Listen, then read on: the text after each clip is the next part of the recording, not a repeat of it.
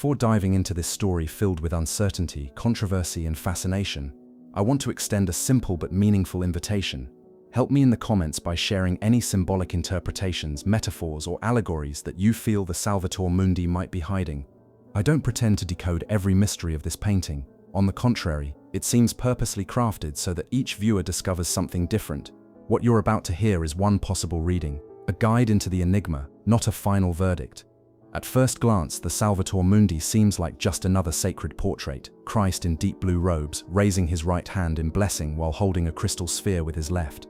But the more you look at it, the more you realize that every stroke hides a secret, and every visual element opens a doorway to questions that have remained silent for centuries. This is the story of the most expensive painting ever sold at auction, the most unexpected artistic discovery of the 21st century, and perhaps the last great enigma Leonardo da Vinci left behind. The journey of Salvator Mundi begins, ironically, in darkness, traditionally attributed to Leonardo da Vinci and dated around the year 1500. It is believed to have been commissioned by the French court, most likely King Louis XII and Anne of Brittany, after the conquest of the Duchy of Milan. In that context, Christ as the savior of the world wasn't only a devotional image, it was political. It served as a symbol of dynastic legitimacy, a visual declaration that royal power rested on divine authority.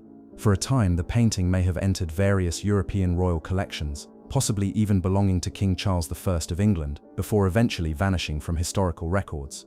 What was once a prestigious artwork slowly dissolved into obscurity, as if swallowed by history itself. It wasn't until 2005 that the painting resurfaced in the most modest way imaginable, at a small American auction, labeled as a mere copy from the Leonardo school. The panel was battered, darkened by aged varnish, repainted in several areas, and covered with the scars of time. Still, a group of art dealers bought it and decided to restore it. No one imagined that beneath those layers of damage and clumsy overpainting lay the painting that would later become the most expensive artwork ever sold. As restoration progressed, features began to emerge that suggested something far more significant. Hidden corrections beneath the surface, subtle shifts in the brushwork, and compositional decisions too refined to ignore. The possibility that this could be an authentic Leonardo gained strength, and with it came conflict. Had an original masterpiece been brought back to life, or was the world over-interpreting a work from Leonardo's workshop? In 2017, after years of study, debate, and exhibition, Salvator Mundi sold at auction for a staggering $450 million, instantly becoming the world's most expensive painting.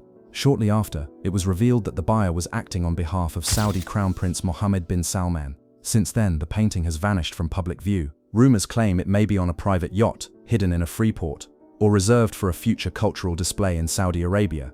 Once again, the artwork slipped back into the shadows, not from neglect this time, but from overwhelming value. Beyond its dramatic history, the Salvator Mundi captivates for how and what it portrays. Christ appears in a frontal pose, something highly unusual for Leonardo, who almost always preferred the dynamism of three-quarter compositions. Here, the frontal gaze is deliberate. Christ looks directly at the viewer, establishing an intimate, unavoidable connection. His right hand, raised in blessing, balances anatomical precision with serene restraint. It doesn't feel rigid, it feels alive, human, even gentle. In his left hand rests the famous transparent sphere.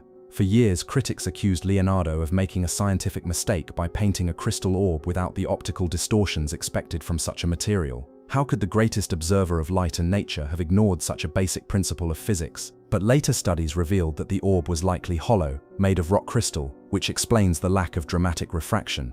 This finding not only clears Leonardo of scientific oversight, it deepens the painting's symbolic resonance. The sphere can be interpreted as the cosmos, as the fragility of the world, as the transparency of the divine, or even as a metaphor for the spiritual realm, visible yet weightless, present yet untouchable. The atmosphere of the painting is shaped through Leonardo's masterful use of sfumato. Christ's face seems to emerge from darkness, as if breathing. Edges dissolve into soft transitions, the skin appears translucent, and light glides across the features in a way that feels neither earthly nor entirely otherworldly. The hair, painted with microscopic precision, reflects Leonardo's obsession with nature and his desire to capture every curl as a study in itself. Even the subtle asymmetries, Christ's slightly uneven mouth, his gaze that doesn't perfectly align, have inspired interpretations suggesting that Leonardo intentionally depicted the dual nature of Christ, fully divine yet undeniably human. And while all these elements enrich the painting, the work also carries its original ideological weight. The Christ King holding the world is not merely a religious image, it is a political symbol, a proclamation that earthly power mirrors celestial authority.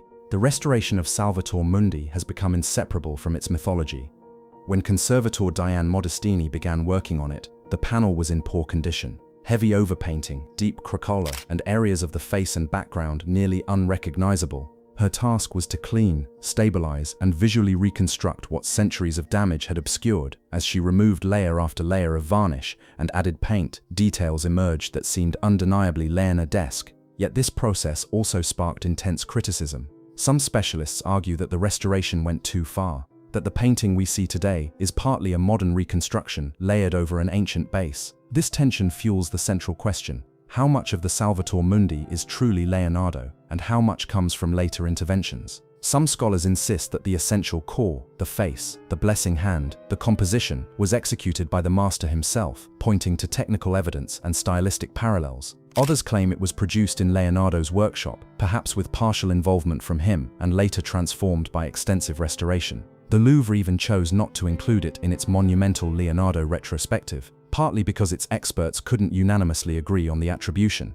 This decision amplified the aura of uncertainty that already surrounded the painting. After its record-breaking sale and sudden disappearance, the Salvator Mundi stopped being just a painting. It became a modern myth, a symbol of how an overlooked artwork can rise from obscurity to become the most valuable painting in the world, how museums, collectors, and nations shape the destiny of cultural objects, and how the art market can ignite or suppress reputations overnight. Today, the painting exists somewhere between history and legend. Its whereabouts are unknown, its authorship debated, its image endlessly reproduced. And perhaps that's part of its power. Every time we think of the Salvator Mundi, we ask not only where it is and who owns it, but what it really is, how much of Leonardo lives within it, and why we remain so captivated by naming its creator. Maybe the true miracle of this painting isn't its astronomical price or its possible authorship. Maybe its power lies in its ability to keep generating questions, to provoke debate, to stir passions, and to force us to reflect on faith, science, beauty, power, and the very nature of art itself. And in that sense, the painting's continued disappearance almost feels fitting, as if mystery were an essential part of its identity, exactly as Leonardo might have intended. Thank you for joining me on this journey. If you enjoyed this story, don't forget to leave a comment and subscribe for more content like this. See you in the next video.